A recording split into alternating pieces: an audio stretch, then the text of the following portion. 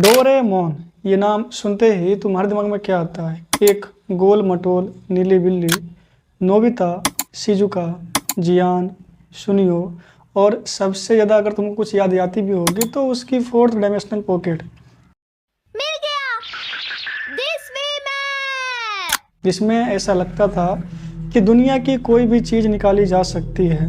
बचपन में हमें लगता था कि डोरेमोन के गैजेट बहुत मज़ेदार हैं, हमारे पास में हो तो हमें कोई प्रॉब्लम होगा ही नहीं। लेकिन जैसे जैसे हम बड़े हुए वैसे वैसे एक सवाल हमारे मन में पैदा हुआ, अगर ये सारे गैजेट सच में मौजूद होते तो क्या इंसान के हाथों में इतनी ज़्यादा ताकत देना वाकई सही होता? क्योंकि डोरेमोन की दुनिया में कुछ ऐसे गैजेट मौजूद हैं जिनके बारे में बच्चों ने शायद कभी सोचा भी नहीं होगा कि इनका इस्तेमाल कितना खतरनाक हो सकता है।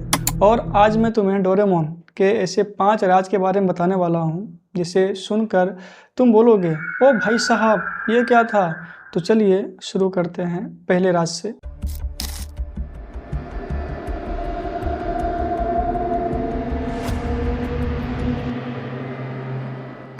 पहला राज है कि डोरेमोन के पास सिर्फ एक टाइम मशीन नहीं थी। जी हाँ, आप सही सुन रहे हो, डोरेमोन के पास सिर्फ एक टाइम मशीन नहीं थी। डोरेमोन के पास में एक टाइम मशीन था जिससे डोरेमोन और नोबिता जब चाहे अतीत में चले जाते थे, जब चाहे भविष्य में जाते थे। और कई बार नोबिता अपनी छोटी मोटी गलतियों की वजह से पूरी टाइमलाइन को ही उलझा देता था। लेकिन यहीं पर डोरेमोन की दुनिया का एक बहुत बड़ा सवाल पैदा होता है, खड़ा होता है कि अगर कोई इंसान बार बार अतीत में जाकर अपनी ज़िंदगी को बदल दे तो क्या भविष्य पर उसका कोई असर दिखेगा? और डोरेमोन की कहानियों में ये चीज़ हमें बार बार देखने को मिलता है। नोबिता की छोटी सी भी गलती हो या छोटी सी भी हरकत उसका पूरा भविष्य बदल सकता है, ये बात हम सभी जानते हैं। इसी वजह से डोरेमोन को सिर्फ नोबिता की मदद करने के लिए नहीं भेजा गया था, बल्कि ऑफिशियली कहानी के मुताबिक नोबिता के भविष्य को अच्छा बनाने के लिए, उसे बदलने के लिए भेजा गया था। क्योंकि नोबिता की वजह से उसके वंशज आर्थिक परेशानी में थे। नोबिता इतना कमज़ोर था, पढ़ाई से लेकर खेल कूद में कितना कमज़ोर था वो तो आप खुद जानते हो। इसके चक्कर में उसकी जो वंशज थे उनको दिक्कत हो रही थी, इसीलिए उन्होंने एक नीली बिल्ली को भेजा था। मतलब सोचो, जिस डोरेमोन को हम बचपन से सिर्फ अपना दोस्त समझते थे, जिसको हम देखते थे, जिसको देखकर हम हंसते थे, उसके आने के पीछे असल में एक बहुत बड़ा कारण था, नोबिता की ज़िंदगी को बदलना। लेकिन यहाँ पर एक बहुत ही मज़ेदार बात है, डोरेमोन के आने के बाद में नोबिता की ज़िंदगी बदली नहीं बल्कि और ज़्यादा बर्बाद हो गई। कई बार और ज़्यादा उलझ जाती थी कहानी, क्योंकि समस्या गैजेट में होता ही नहीं था, समस्या होती थी गैजेट को इस्तेमाल करने वाले नोबिता में। कोई भी दिक्कत हो तो सीधा टाइम मशीन निकाल लेता था। लेकिन ऐसे ही एक शो में दिखाया गया था कि नोबिता टाइम ट्रेवल कर रहा, लेकिन टाइम मशीन ख़राब हो जाती है। तो डोरेमोन के पास में एक ऐसा बेल्ट था जिससे टाइम ट्रेवल किया जा सकता था। इसके आप एक मूवी में देख सकते हो, इसमें डोरेमोन बर्फ में ढका हुआ है और एक हाथी और उसके एक कान है। अगर आप शो का नाम जानते हो तो मुझे बता दो। दूसरा राज, कुछ गैजेट बच्चों के लिए ज़रूरत से ज़्यादा ताकतवर थे। डोरेमोन के पैकेट में ऐसे गैजेट हैं जिन्हें देखकर आज भी सवाल उठता है हमारे मन में, काश अगर ऐसे गैजेट हमारे पास में होते तो हम दुनिया पर राज करते। लेकिन अफसोस ऐसा नहीं है। आखिर बच्चों के शो में ऐसा ताकतवर गैजेट का दरकार क्या था, दिखाने की ज़रूरत क्या थी?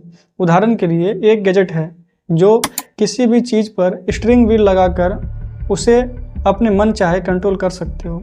एक रिमोट जिससे तुम किसी को भी कंट्रोल कर सकते हो, वो भी बिना किसी के परमिशन के। अब सोचो, कुर्सी पर लगाओ चिप, कुर्सी चलने लगेगी। किसी भी भारी चीज़ पर लगाओ तो वो चलने लगेगी। यहाँ तक तो ठीक है। अब सबसे जो मज़ेदार बात है कि यही आइडिया अगर किसी इंसान पर अप्लाई किया जाए तो फिर क्या होगा? पकड़ो पकड़ो पकड़ो।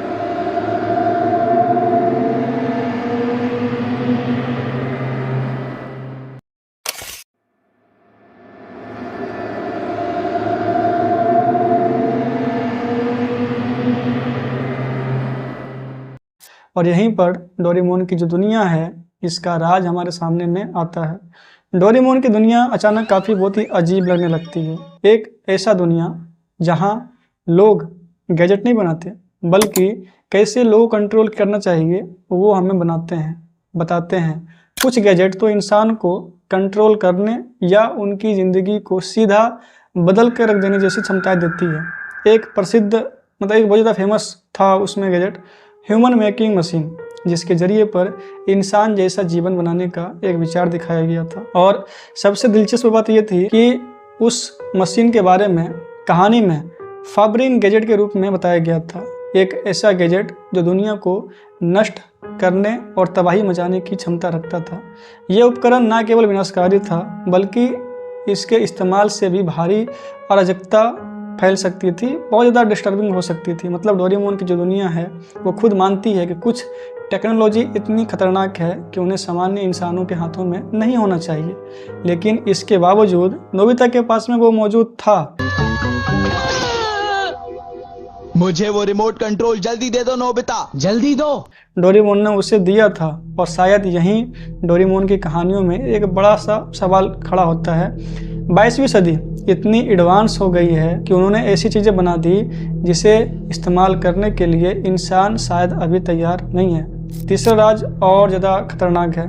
डोरेमोन का एक गैजेट सच में इतना अजीब था कि कुछ जगहों पर इसे सेंसर कर दिया गया था।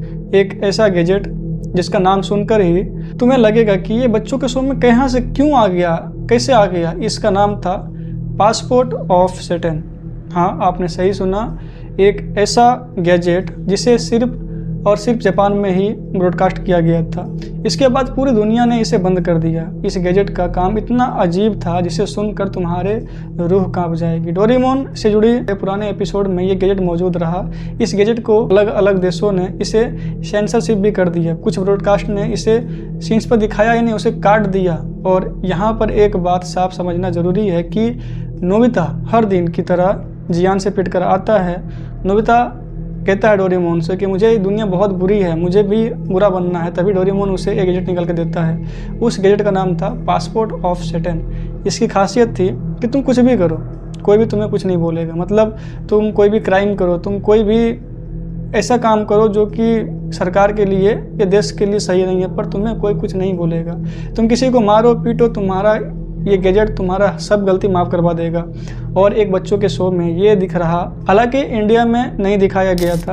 अब आते हैं चौथे राज पर। चौथा राज, डोरेमोन के सभी शुरुआती एपिसोड एक जैसे नहीं थे। अब तुम अगर ट्रू डोरेमोन लवर हो तो तुम्हें ये बात पता होनी चाहिए कि डोरेमोन की शुरुआत वहाँ नहीं हुई थी जहाँ से तुम उसे देख रहे हो। आज हमें लगता है कि डोरेमोन की शुरुआत एक ही जगह से, एक ही तरह से हुआ था, लेकिन ऐसा नहीं है। डोरेमोन की शुरुआत 1970 में एक साथ 6 अलग अलग बच्चों को एक मैगजीन के जरिए में उसका इस्तेमाल किया गया था। उसके जरिए ये कॉन्सेप्ट लाया गया था। उन मैगजीन में शुरुआती कहानी में अलग अलग वर्सन मौजूद थे। मतलब डोरेमोन की पहली कहानी एक सिंगल फिक्स वर्सन में नहीं था जो तुम आज देख रहे हो।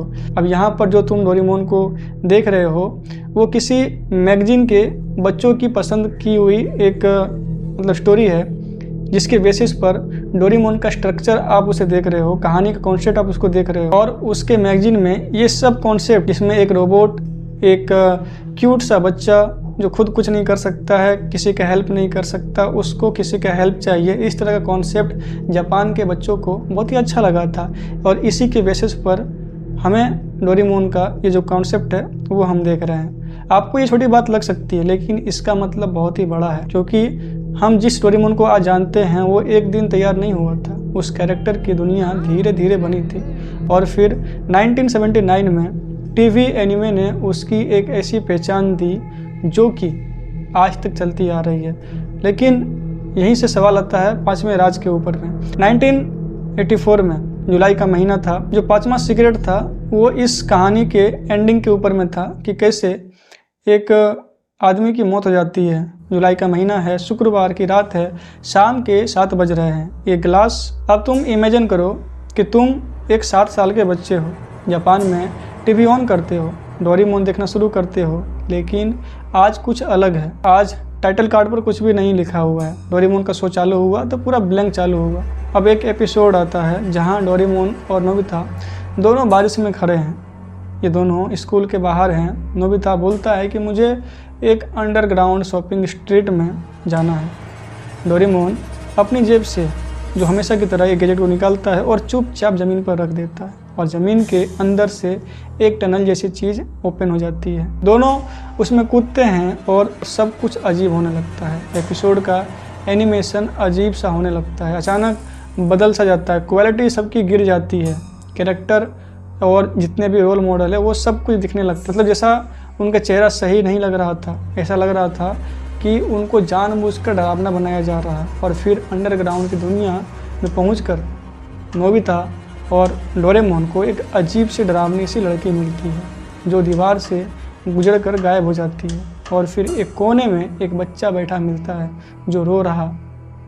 फिर एक लंबा हाईवे आता है जिसमें फ्लोर पर साइक्लोफोन जैसे पैनल लगे हुए हैं, जिस पर कदम रखो तो दबते हैं, लेकिन कोई म्यूजिक की कोई आवाज़ नहीं आती। तो मैं पूरा दुनिया का ग्लोब दिखता है जो बीच से क्रैक हो जाता है, इसके अंदर से काला गाढ़ा लिक्विड निकलने लगता है। डोरेमोन और नोबिता दोनों डर जाते हैं, एक दूसरे को गले लगाते हैं जैसा कि ये आखिरी अलविदा कह रहे हो दुनिया को और हम सब को। उसके बाद स्क्रीन पूरी ब्लैक हो जाती है, बिना किसी टाइटल के, बिना किसी नंबरिंग के, ना किसी प्रॉपर एंडिंग के ये एपिसोड खत्म हो जाता है। 23 सितंबर 1996 आधी रात का वक्त था। जापानीज टीवी पर अचानक बिना किसी इंट्रो के, बिना किसी टाइटल कार्ड के एक डोरेमोन का एपिसोड शुरू होता है। उसमें नोबिता अकेला है, सड़क पर चल रहा, कैमरा पीछे है, नोबिता थका हुआ है, उसका शरीर झुका हुआ है, हारा सा लग रहा, वो झुक कर चल रहा और 10 मिनट तक यही सब चलता है। कोई डोरेमोन नहीं, कोई कुछ नहीं, सिर्फ नोबिता चला जा रहा, अपनी थकान को दिखाता है, लेकिन कोई कहानी नहीं है, कोई डायलॉग नहीं, कोई भी म्यूजिक कुछ भी नहीं है। और इसके अलावा और कोई भी कैरेक्टर है ही नहीं, बस एक बच्चा अंधेरी सड़क पर चलता है, फिर बिल्कुल अंत। नोबिता मुड़ता है और कैमरे की तरफ देखता है और बोलता है, जिसका हिंदी के में मतलब है मुझे जाना है। मतलब ये डोरेमोन वाले क्या फूक के मतलब कुछ भी अजीबोगरीब एपिसोड टेलीकास्ट करते थे ताकि इनका जो शो है ना वो सुर्खी बना रहे। बट मैंने जिस एपिसोड के बारे में बताया है वो रियल है, टेलीकास्ट हुआ था। लेकिन एपिसोड में एक चीज़ और ज़्यादा डरावनी थी और मिस्टीरियस थी कि नोबिता ने लास्ट में जो बात बोली ना वो किसी वॉइस आर्टिस्ट ने नहीं बोली थी, वो आवाज़ थी नोबिता बनाने वाले क्रिएटर हिरोशी फुजीमोतो उसकी थी। और सबसे डरावनी बात कि जिस रात को ये एपिसोड ब्रॉडकास्ट हुआ था उसी रात मतलब 23 सितंबर 1996 हिरोशी फुजीमोतो की मौत हो जाती है। मरते वक्त भी वो डेस्क पर बैठे हुए थे। उनकी उम्र करीब 62 साल थी और उनके हाथ में एक पेन था और डोरेमोन की अलग movie Nobita and the spiral city की स्क्रिप्ट वो लिख रहे थे। मतलब अपनी ज़िंदगी का जो लास्ट मोमेंट था उस टाइम पर भी वो इंसान डोरेमोन को ही बनाने का सपना देख रहे थे। इंटरनेट पर तुम देखते होगे, तुमने ऐसा बहुत बार देखा होगा डोरेमोन के वीडियो में, इसमें नोबिता असल में अस्पताल में है और डोरेमोन उसके इमेजिनेशन में है। अब ये बात डोरेमोन के फैन को शायद अच्छा ना लगे, लेकिन डोरेमोन की बैटरी ख़त्म हो जाती है और ये जो बात है वो इंटरनेट पे इतना सर्कुलेट हो गया है कि लोग लगता है कि यही ऑफिशियल एंडिंग है। ऐसा नहीं है, डोरेमोन की ऐसी कोई एंडिंग ऑफिशियल एंडिंग है ही नहीं। और मेरा मानना है कि जब भी डोरेमोन का पुराना म्यूजिक हमें सुनाई पड़ता है, ज़िंदगी सवार तो हमें ऐसा लगता है कि हम फिर से बच्चे हो गए हैं, हम फिर से वो चीज़ देख रहे हैं जो चीज़ हमने सालों पहले देखना बंद कर दिया है। हम टीवी के सामने बैठते थे और बस डोरेमोन नोबिता इन सब को देखा करते थे कि आज डोरेमोन क्या पैकेट से निकालेगा, क्या आज नोबिता को कैसे बचाएगा। लेकिन अब हम बड़े हो चुके हैं और हो सकता है आने वाले बच्चों को ये कहानी शायद उतना अच्छा ना लगे। मिलते हैं फिर किसी वीडियो में और यही रहा इस कहानी का, हॉन्टेड डोरेमोन की इस कहानी का राज।